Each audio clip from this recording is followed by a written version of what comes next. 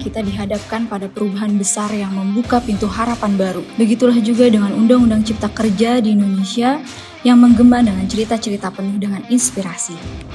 Undang-Undang Cipta Kerja merupakan undang-undang yang dirancang untuk meningkatkan iklim investasi dan pertumbuhan ekonomi di Indonesia. Undang-undang ini disahkan pada tanggal 31 Maret 2023 menjadi Undang-Undang Nomor 6 Tahun 2023. Pemerintah berkeyakinan melalui Undang-Undang Cipta Kerja ini jutaan pekerja dapat memperbaiki kehidupannya dan juga penghidupan bagi keluarga mereka.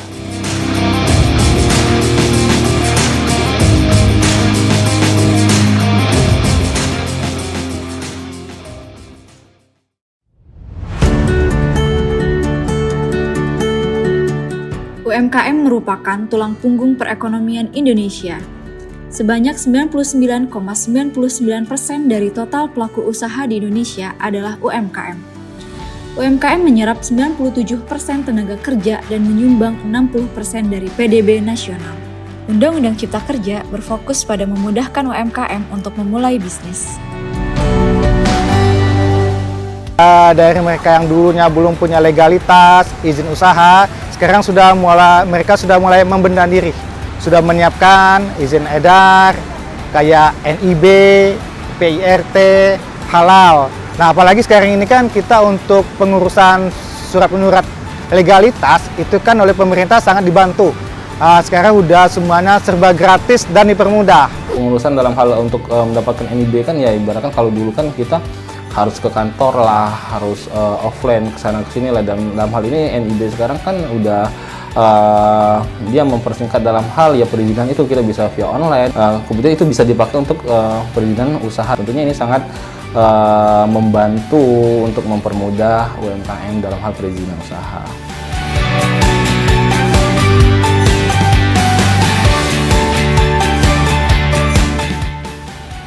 Undang-Undang Cipta Kerja menyederhanakan proses perizinan bagi UMKM.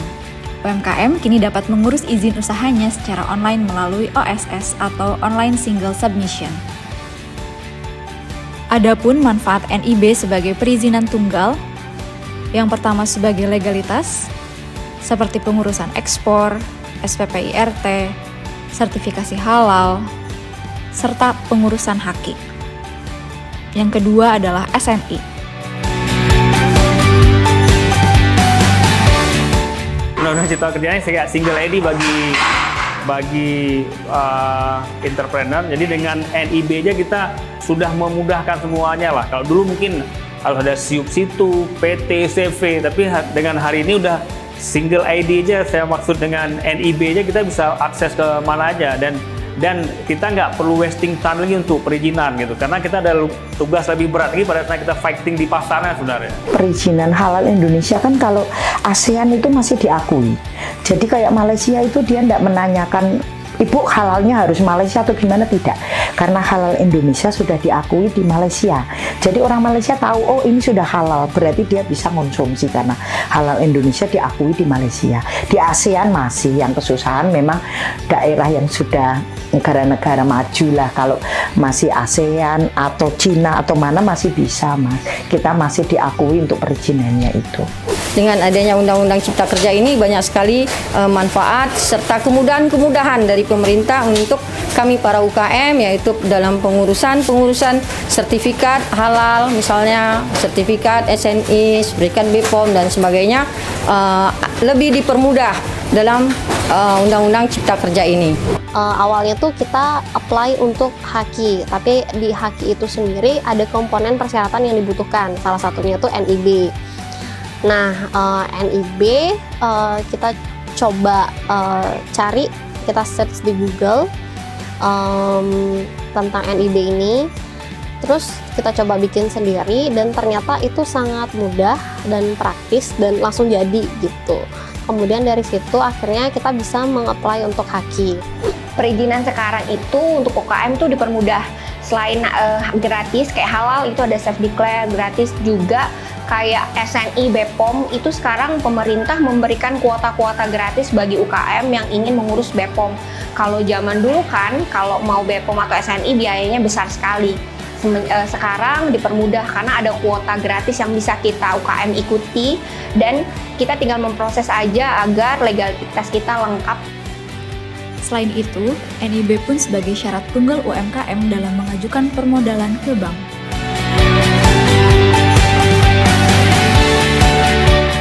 Setelah kita punya NIB, kita pasti bisa mengakses ke bank seperti KUR. Dan alhamdulillah kemarin kita juga pernah mengajukan KUR. Karena kita lagi renovasi, jadi butuh dana untuk penambahan renovasi.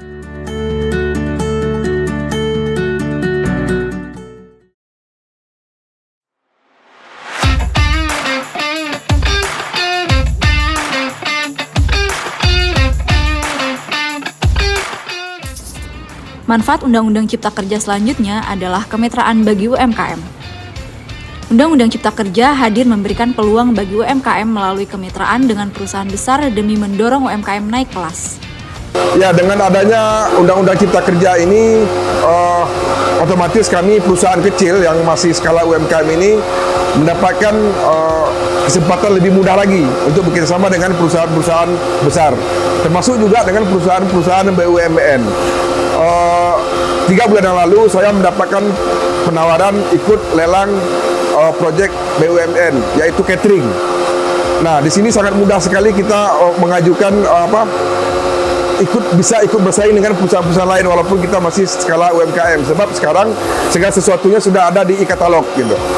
Nah, dari e-katalog itulah kita mendapatkan kesempatan untuk bisa mengikuti tender-tender lain baik di perusahaan-perusahaan menengah ataupun perusahaan-perusahaan besar. Sehingga perusahaan kita bisa dilirik dan bisa diketahui oleh perusahaan-perusahaan besar dengan adanya Undang-Undang Cipta Kerja. Adanya Undang-Undang Cipta Kerja ini bisa membantu terutama kami perusahaan usaha menengah kecil membantu memasarkan produk kami sendiri terhadap konsumen kami atau perusahaan konsumen kami untuk mempermudah dan bersosialisasi serta memasarkan hasil-hasil karya kami.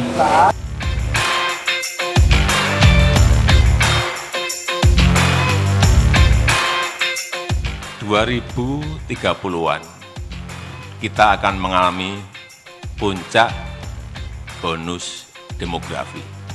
68,3 total penduduk Indonesia berusia produktif. Yang ini terjadi hanya 1 kali dalam peradaban sebuah negara. Ini bisa menjadi peluang, tapi ini juga bisa menjadi sebuah bencana kalau kita tidak bisa mengelolanya. Kita harus punya perencanaan taktis, bukan perencanaan tapi perencanaan taktis. Visinya juga visi taktis, punya strategi juga yang taktis, karena kita berkompetisi dengan negara lain. Punya strategi besar tapi strategi taktis.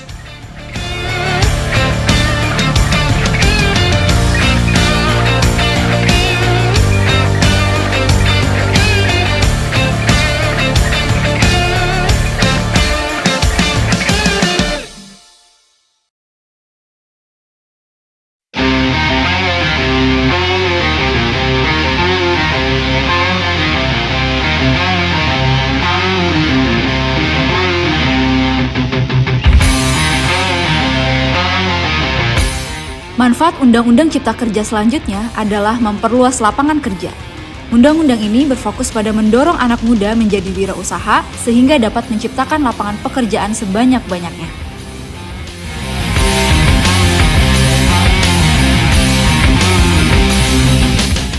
Nah, jadi di sektor-sektor khusus seperti bidang fashion ini, apalagi kita juga memproduksi sendiri di Aceh, kita mengalami kendala di awalnya mengenai sumber daya manusia, khususnya bagian menjahit. Akan tetapi kita coba mencari solusi dan kita bekerja sama dengan beberapa instansi pendidikan seperti SMK, BLK, universitas, sehingga kita bisa menghandle ketersediaan sumber daya manusia dengan program magang contohnya. Jadi saya contohkan seperti SMK 3 itu, mereka telah mengirimkan student magang setiap tahun sekitar 4-5 orang selama 6 bulan.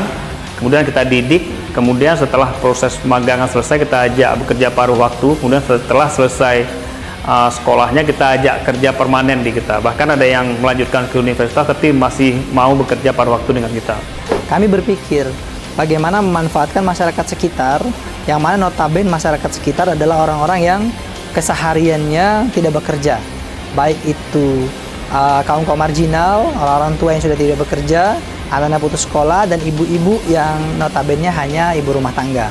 Nah, pada saat itu saya punya inisiatif bagaimana menciptakan lapangan pekerjaan bagi mereka, sehingga mereka di rumah saja bisa menghasilkan.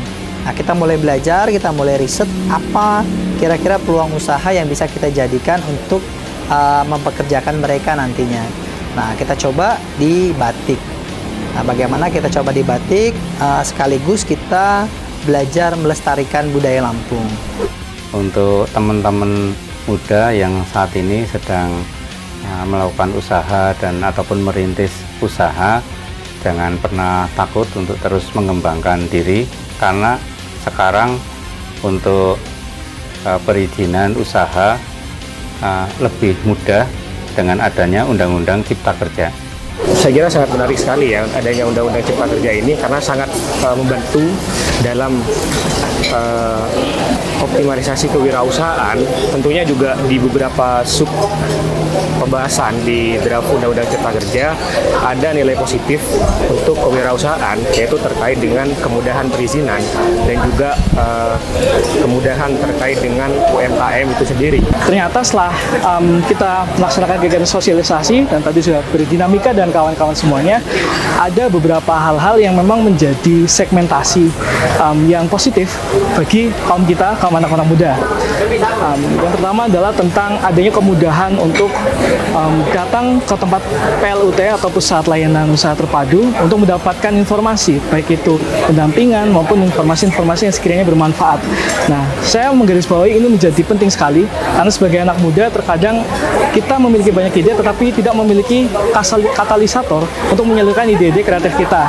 Dengan adanya PLUT ini dan juga difasilitasi oleh Undang-Undang Cipta Kerja ini, harapannya ke depannya anak-anak muda dapat mengekspresikan ide kreatifnya menjadi wirausaha muda.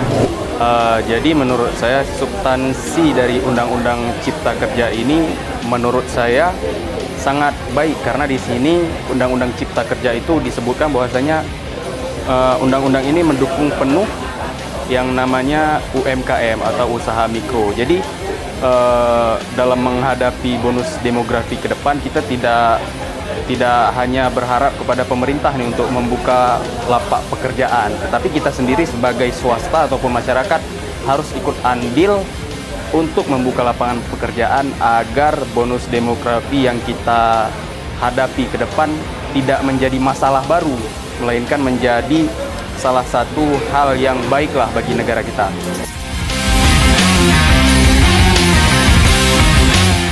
Pada akhirnya, undang-undang ini berhasil membuka peluang investasi dan menciptakan lapangan kerja baru, memberikan dorongan signifikan bagi pertumbuhan ekonomi negara.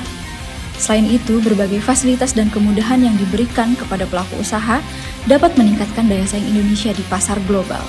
Tidak hanya itu, Undang-Undang Cipta Kerja juga membawa inovasi dalam regulasi ketenagakerjaan, memberikan fleksibilitas yang lebih besar bagi pekerja dan pengusaha. Semua pihak, baik pemerintah, pengusaha, maupun pekerja, perlu bekerja sama untuk memastikan bahwa Undang-Undang Cipta Kerja dapat memberikan manfaat secara merata dan berkelanjutan bagi pembangunan Indonesia ke depannya. Cipta Kerja, Cinta Indonesia.